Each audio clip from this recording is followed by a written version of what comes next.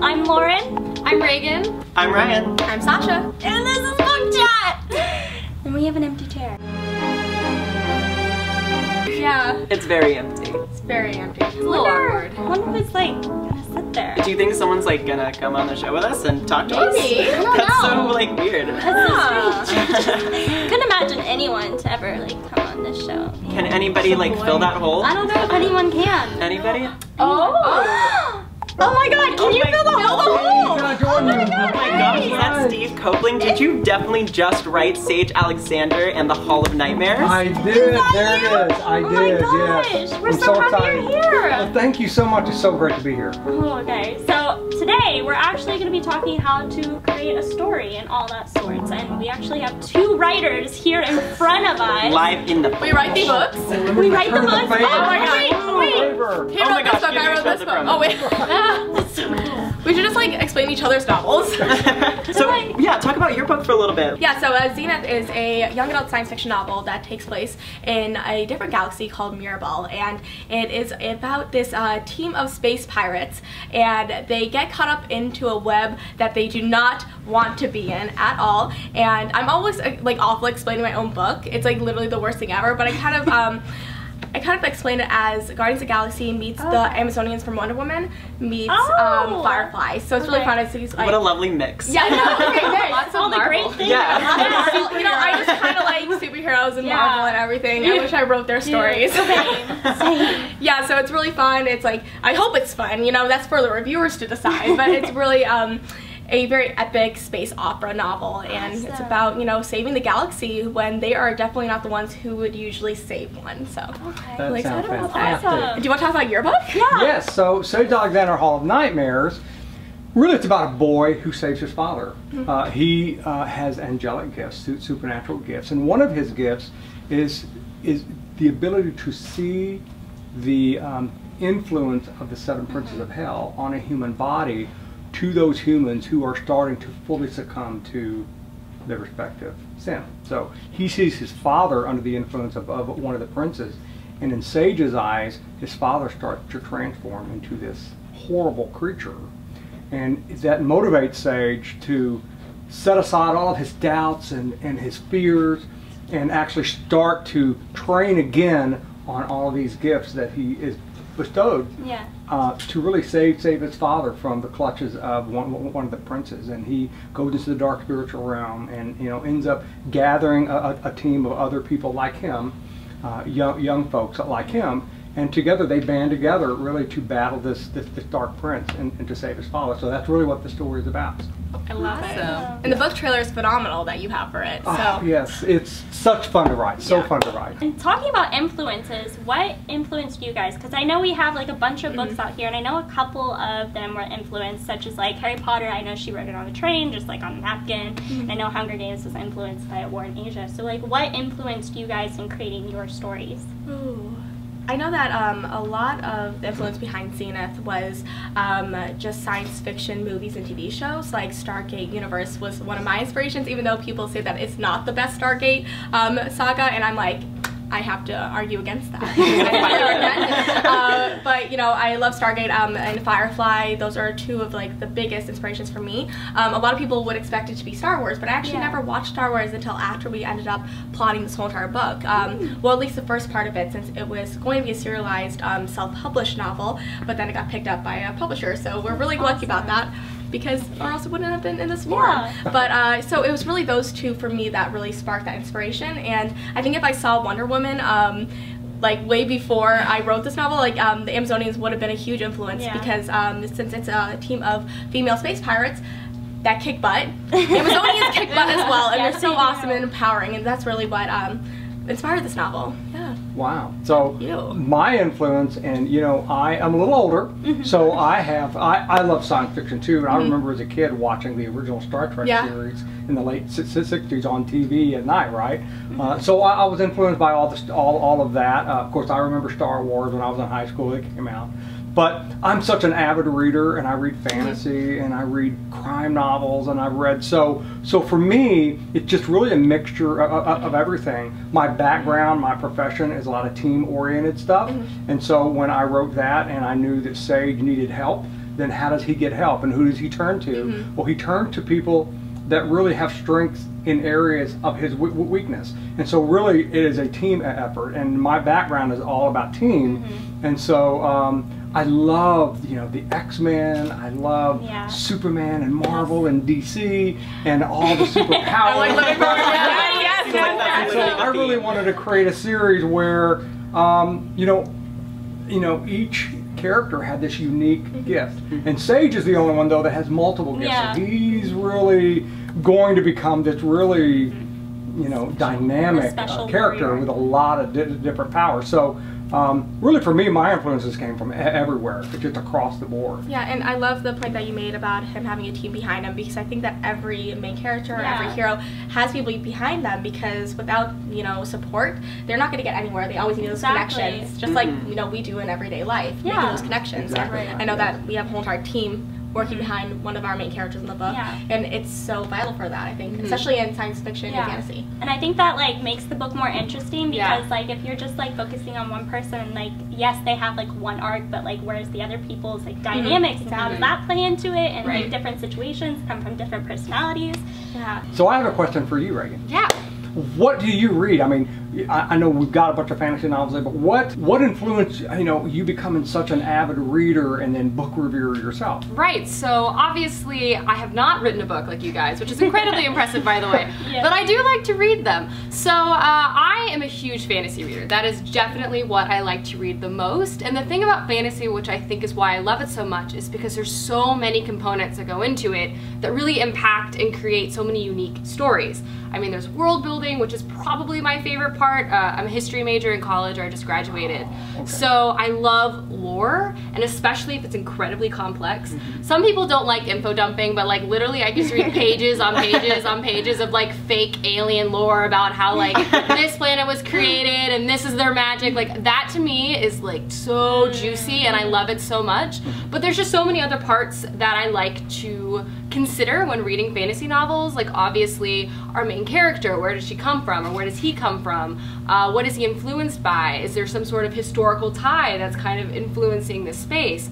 And then obviously besides like world building, but diving deeper into those characters, I mean obviously because the fantasy worlds themselves could be made up, but obviously there's going to be outside influences that come from our real world into those, which I think what makes characters so much more dynamic in fantasy novels, when there's thematic levels that we can all relate to, which I really enjoy. So seeing those cultural influences coming from other spaces in our world invade those fantasy spaces, I think is really, really cool. And you can see that through like language or cultural layers of how people interact with each other. Those are things that I personally really enjoy to read in fantasy books.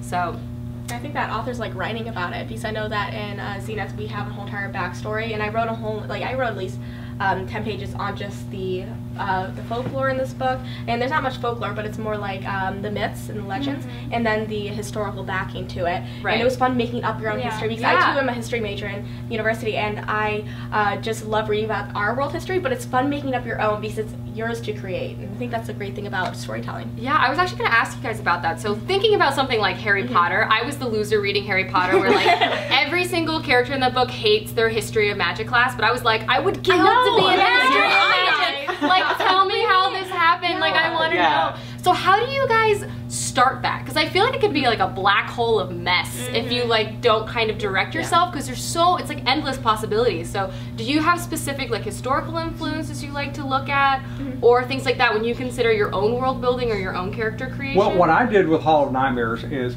I created the entire mythological background in what I call a story Bible. And in this Bible is all the background, and it's got all the characters and the monsters and the angelic powers and all of that.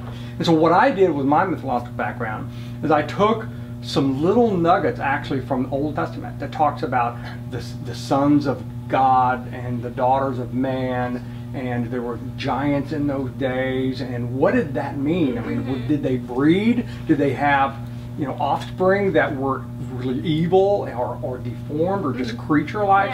And so for my mythological backgrounds, I took the little snippets from the Old Testament and then created an entire race of people, and all of the Greek mythology stemmed from that. All of our legends and monsters stemmed from that. Okay, and then when the Great Flood came, Noah and his family weren't the only survivors, because the evil races had hidden themselves in underground caverns and survived the flood. And so then when the earth started repopulating, so did the creatures, the beasts. And so those are what Sage and his group of people have to fight and have been fighting for a millennia. So that is kind of how I did it. Is I took what is really, I mean, the Bible, the best-selling book in the world and the history of the world, right? And I took little snippets of that and then created a mythology based on that that actually explains away so much of our legends and myths that we grew up hearing stories about and reading about. That's so interesting. I love that because, like, you know, mine's a different type of perspective because I also co-wrote this book with Lindsay Cummings, one of my really good friends, and she gave me creative freedom with the history because she knew I loved the world-building aspect of creating the novel. And one of the things about Mirabelle is that I actually did not take any cultural references from our world.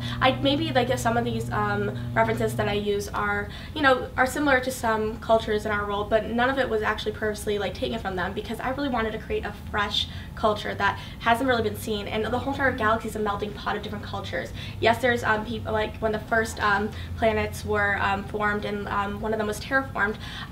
One of the planets, they had radiation leaks, and so the people are slightly different on that planet. But that doesn't mean that they all stayed there because there's space travel. You can jump from one planet to the other as easy as driving down the street. So you know, it's just a very culturally rich environment that like everybody's a part of, and there's, you know, everybody's on the same level. Everybody is like, you know, some people are more successful than others, but you know, it's very much a melting pot. And I took a lot of like the background for historically with Mirabelle from lots of the wars that we've learned about in history, especially World War I and World War II.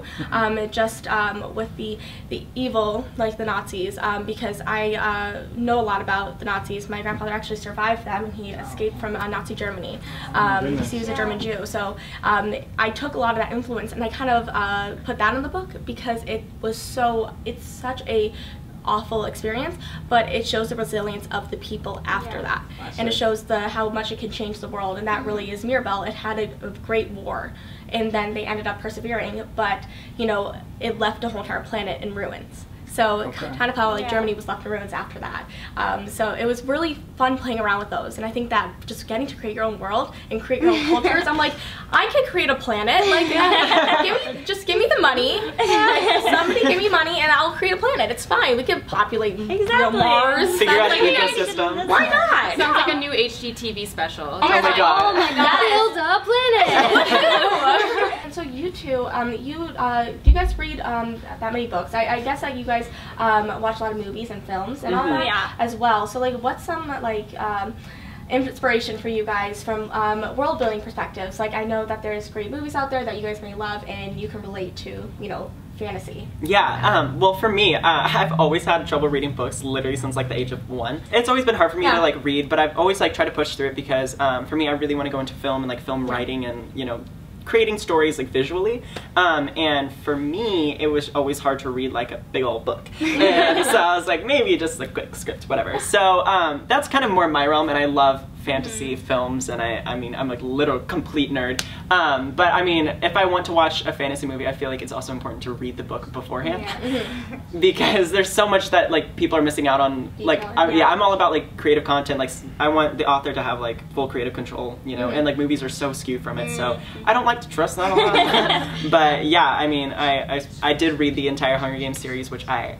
loved, and I was gagging over it. I was like, this is amazing. But yeah, I think I really love fantasy film. I love drama, comedy, you name it, I'm after it.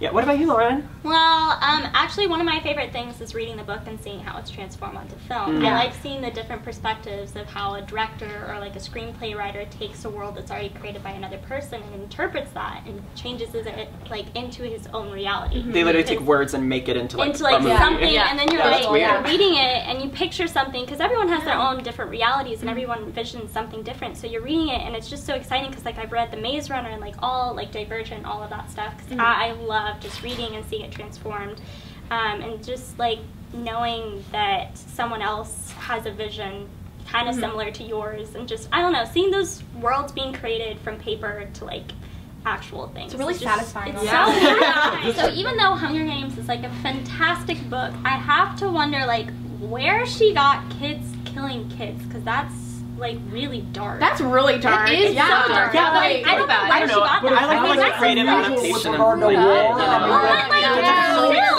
Still like a lot to take in. Like your audience is young. Okay, guys. This is just a bunch of chit chat. Chit chat. Chit chat. I'm Cassie from the channel Miss Sassy Cassie, and I think that the most important part when building a fantasy story is making sure that the world makes sense. Because you can make or break an amazing plot if your world building is confounding the reader when they're reading it and they're just worried about what is happening within the world instead of worrying about the plot. Okay, I have an idea. This is what we're going to do. We've talked about creating fantasy novels, science fiction novels, and kind of how that goes. So I'm gonna want y'all to go and give me a one-sentence plot line of a novel that you would write. Wow. Okay. This is exciting. And One we sentence. will go with Ryan first. Oh.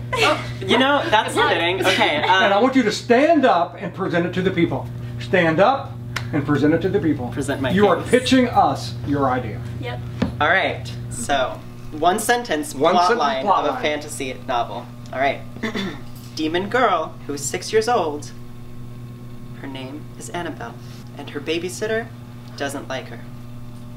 Thank you. Thanks, guys. I know. I love being creative. I love myself. Oh my god. Thanks, guys. Reagan. Oh, Present it to the people. me. I'm ready to hear it. Better be better than that. Yeah, well, it's hard to top that. I know. I was thinking 13-year-old girl seeks revenge by becoming samurai assassin in 13th century Japan. Ooh. Oh, I love nice, Okay. nice. Violent, a little violent. that. Throw a little mystery Yeah. there. Mystery in there. Lauren, let's hear what you got. Oh no. Okay.